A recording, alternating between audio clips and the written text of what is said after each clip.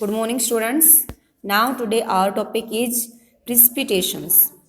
When the droplets of water in the air become too heavy, तब जो droplets of water है वो हवा में क्या हो जाती हैं, बहुत ज़्यादा भारी हो जाती हैं और उनके साथ फ्लोटिंग इन एयर क्या बहने लगती है, हवा बहने लगती है। And become more than the capacity of the air to hold water. Air के अंदर इतनी कैपेसिटी नहीं रहती कि वो वाटर को क्या कर सके, होल्ड कर सके। Then they start falling down as rain, snow, hail, sleets. This process is called precipitations. तब क्या होना शुरू हो जाती है, वो वापस जमीन पर गिरने लगती है। किसके रूप में, रेन के रूप में, स्नो के रूप में, हेल के रूप में और स्लीट के रूप में। हेल और स्लीट क्या होते हैं, ओले होते हैं, और स्लीट्स क्या होती है, ओले के साथ बारिश होती है। क्लियर है। तब ड्रॉपलेट्स ऑफ वाटर है जो वो हवा के साथ बहने लगती हैं और ये एकदम ठंडी हो जाती है। एयर में इतनी कैपेसिटी नहीं रहती कि वो वाटर को होल्ड कर सके। देन वाटर क्या है, जमीन पे वापस गिरने लगता है। इस प्रोसेस को क्या बोलते हैं, precipitations. Rainfall, it is the most important form of precipitation. Precipitations की सबसे इंपॉर्टेंट फॉर्म कौन सी है, रेनफॉल है। When the condensed water vapor in the clouds falls to the surface of the earth in the forms of drops of water, it is called rain. तब water condensed हो जाता है।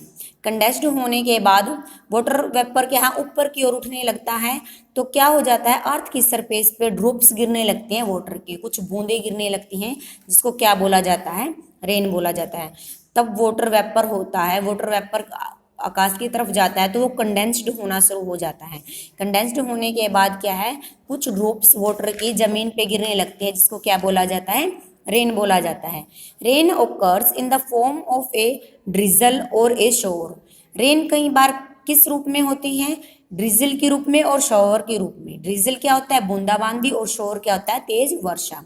ए drizzle is a made up of fine and small droplets of water whereas a shore is made up of large heavy drops.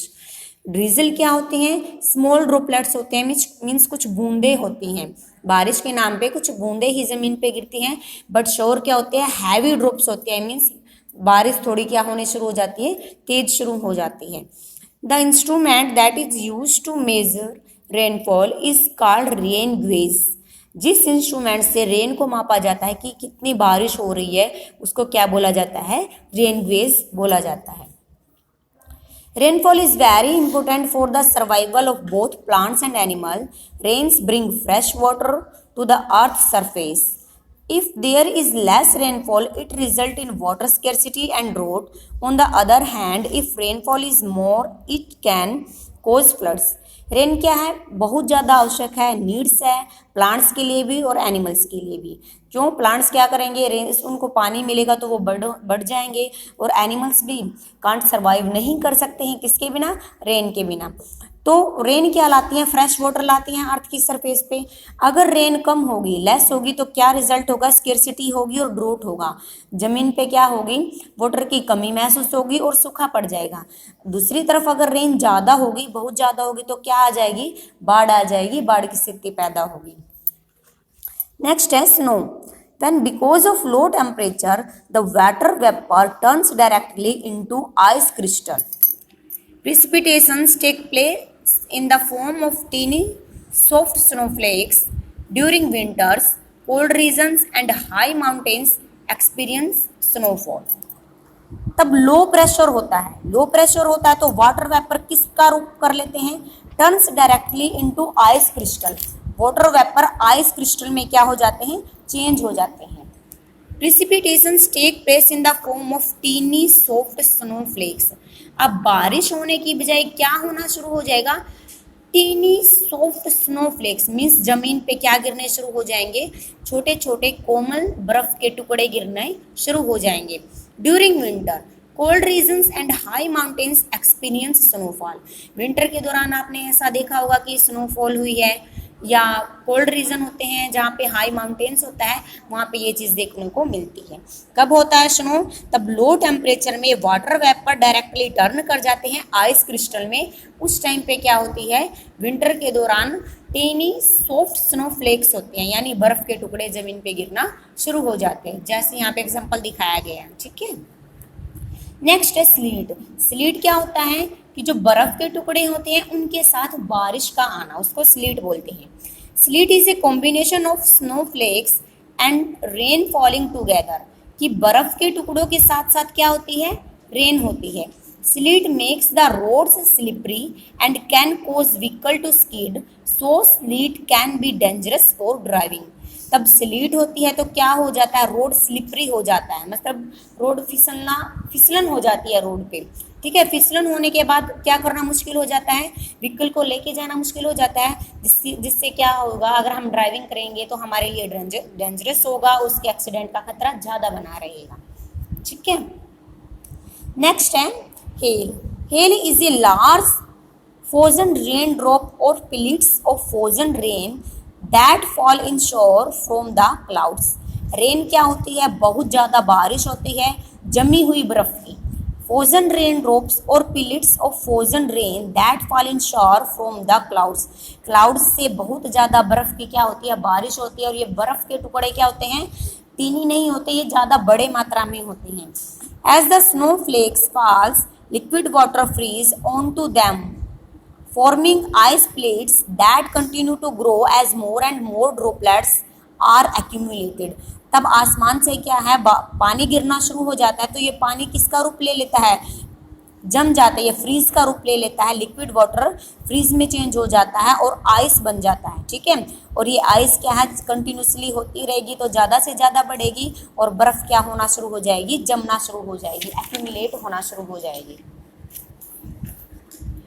Gradually, these ice pellets become too big and heavy to be held in the clouds, and they fall towards the earth as hailstone। तब water क्या होगा, liquid water ice का रूप ले लेगा और hold करना मुश्किल हो जाएगा क्लाउड से, तब ये वापस जमीन पे गिरना शुरू हो जाएंगे, इसको बोलते हैं hail stones.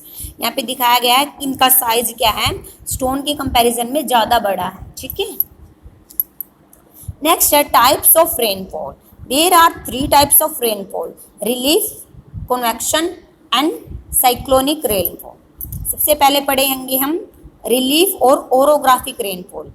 Relief rainfall occurs when a hill or mountain large lies in the path of moisture-laden winds। Relief rainfall कहाँ होती है, तब होती है जब हिल और माउंटेन्स क्या है, मॉइस्चर जो विंड्स है उसके रास्ते में आ जाते हैं। Moisture-laden winds from the sea are forced to rise when they meet an obstructions in the form of a hill or mountain। देखो ये मॉइस्चर एयर है, ये क्या है, हमारी हिल या माउंटेन्स दिखाया गया है। मॉइस्चर एयर डायरेक्ट यहाँ पे अंदर नहीं आ सकेगी, क्योंकि ये इससे टकरा के क्या कहाँ जाएगी, ऊपर की तरफ क्या करना शुरू कर देगी, बढ़ना शुरू कर देगी। When these winds rise above, तब ये winds ऊपर की तरफ बढ़ना शुरू कर देगी। They cool down and drop their moisture in the form of rainfall on the windward side। तब जो वार्म एयर है वो ऊपर की तरफ बढ़ना शुरू कर देगी। जैसे जैसे हम एल्टीट्यूड की तरफ जाते हैं क्या होता है, हवा ठंडी होना शुरू हो जाती है, ठंडी होना शुरू हो जाती है into form of rainfall on the windward side, और वापस क्या होना शुरू हो जाती है, जमीन पे बूंदे गिरना शुरू हो जाती हैं, रेनफॉल हो जाती है। Of the mountain, the side of the mountain facing the winds, the leeward side of hill receiving very little rainfall. यहाँ पे बारिश होना शुरू हो गई है, इसको बोलेंगे विंडवार्ड स्लोप्स। जहाँ पे बारिश नहीं होती है इस साइड को बोलेंगे leeward shadow. Mumbai on the windward side of the western Ghat receive more rain. Mumbai का एग्जाम्पल दिया इन्होंने, विंडवार्ड साइड है इसका, वेस्टर्न घाट पे यहाँ पे ज़्यादा से ज़्यादा बारिश होती है during the monsoon. Then Pune on the leeward side, Pune किस साइड पड़ता है, लीवार्ड की साइड पड़ता है, यहाँ बारिश बिल्कुल नाम के मात्र ही होती है। यहाँ पे देखो दोबारा समझाएगी मैडम, ये माउंटेन दिया गया है, ये मॉइस्चर एयर है, तब मॉइस्चर एयर माउंटेन के कॉन्टैक्ट में आते हैं, ये रास्ते में पड़ जाता है तो हवा क्या होती है, एल्टीट्यूड की तरफ ऊपर की ओर बढ़ना शुरू हो जाएगी तो मॉइस्चर एयर क्या होना शुरू हो जाएगी, कूल होना शुरू हो जाएगी और टेम्परेचर नीचे गिरेगा। टेम्परेचर नीचे गिरेगा तो क्या होगा, वाटर रिटेनिंग कैपेसिटी है वो कम होना शुरू हो जाएगी। तब वाटर रिटेनिंग की कैपेसिटी कम होना शुरू हो जाएगी तो क्या होगी, बारिश होगी।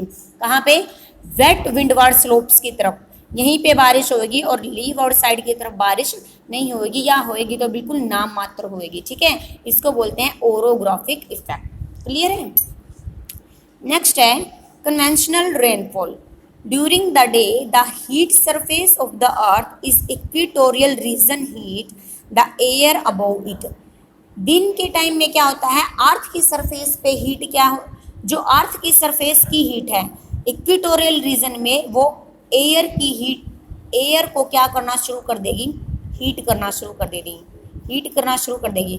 जो दिन में है, दिन के टाइम के इन्होंने बात बोली है, जो अर्थ की अंदर की गर्मी है इक्वेटोरियल रीजन में, वो जो ऊपर की हवा है उसको गर्म करना शुरू कर देगी। Hot moisture laden air in the equatorial region rise above and cools on the reaching the upper layer of the atmosphere। और तब वो क्या होना शुरू हो जाएगी, ऊपर की तरफ उठना शुरू हो जाएगी तो कूल होना शुरू हो जाएगी और एटमॉस्फेयर क्या हो जाएगा, एकदम ठंडा हो जाएगा। Since cool air cannot hold as much water vapor as warm air conditions take place। तो वार्म वाटर है, जो वार्म एयर है वो किसका स्थान ले लेगी, कोल्ड एयर का स्थान ले लेगी। और कोल्ड एयर होने के बाद क्या हो जाएगा, वाटर वेपर हो जाएगा। जो कंडेंसेशन की प्रोसेस होगी, कंडेंसेशन होने के बाद क्या होता है, प्रेसिपिटेशन होता है, बारिश होनी शुरू हो जाती है। This result is heavy rain accompanied by lightning and thundered। conventional rainfall occur throughout the year is equatorial region and is called the 4 o'clock rain। इसको क्या बोलते हैं, 4 o'clock rain भी बोला जाता है। यहाँ पे देखो बेटा, मान लो सन की रेजेस आ रही हैं, ठीक है, इंसोलेशन हो रहा है, इंसोलेशन हो रहा है तो लो प्रेशर हो रहा है। लो प्रेशर होने के क्या कारण क्या होगा, इवेपोरेट होना शुरू हो जाएगा। इवेपोरेट होने के बाद क्या होगा, कंडेंसेशन होएगा। कंडेंसेशन होने के बाद क्या होगा, एकदम कोल्ड हो जाएगा और क्लाउड से क्या है, क्लाउड इसको होल्ड नहीं कर पाएगा और वापस जमीन पे क्या आना शुरू हो जाएगी, बारिश आना शुरू हो जाएगी। ठीक है, नेक्स्ट है cyclonic rainfall. Cyclonic rainfall occurs in tropical and temperature zone। कहाँ पे होती है साइक्लोनिक रेनफॉल, ट्रॉपिकल और टेम्परेचर जोन पे होती है। When A low pressure area is surrounded by high pressure area on all side. जो लो प्रेशर एरिया है वो चारों तरफ से हाई प्रेशर एरिया से क्या होता है, घिरा हुआ होता है। Points rush toward it from all sides. Sometime it results in mixing of warm air mass with the cold air mass. तो वार्म एयर क्या है, कोल्ड एयर के साथ क्या हो जाएगी, मिक्स हो जाएगी। This point where the warm air meets and cold air is called a front warm air. वो पॉइंट जहाँ पे वार्म एयर और कोल्ड एयर एक दूसरे के साथ मिक्स होती हैं उसको क्या बोलते हैं, front warm air point. Being lighter rise upward and cools. ये धीरे धीरे ऊपर की तरफ उठना शुरू हो जाएगी और क्या होएगा, hold any more water. Clouds क्या है, अब वाटर को होल्ड नहीं कर पाएंगे तो कंडेंसेशन होएगा। कंडेंसेशन होने के बाद क्या है, रेन होएगी। सच ए रेन इज कॉल्ड साइक्लोनिक और फ्रंटल रेन। ठीक है, यहाँ पे देखो जो ये वार्म एयर है, ठीक है, वार्म एयर तब कोल्ड एयर के साथ मिक्स होना शुरू हो जाएगी, उस पॉइंट को क्या बोलते हैं, फ्रंट वार्म एयर पॉइंट बोलते हैं। तो कंडेंसेशन की क्रिया होगी। कंडेंसेशन होने के बाद क्या है, क्लाउड्स से होल्ड नहीं हो पाएगा वाटर और वापस कहाँ पे आना शुरू हो जाएगा, जमीन पे आना शुरू हो जाएगा बारिश के रूप में। ठीक है, ओके।